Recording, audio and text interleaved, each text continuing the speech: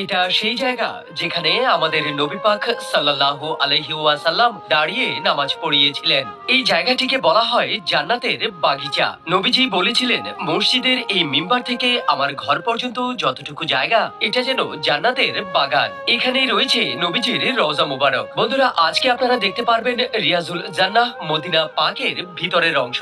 মসজিদে নববীতে সময়ের আগেই আপনাকে পৌঁছাতে হবে। রিয়াজুল জান্নাতে নামাজ পড়ার জন্য আপনাকে নুসুক অ্যাপে ডেট ফিক্সড করে পারমিশন পেলে পরে আসতে পারবেন। ভিতরে যাওয়ার আগে আপনার জুতা রাখার জন্য পলিথিন দেওয়া হয়, যেন জুতার ময়লা মসজিদে না পড়ে।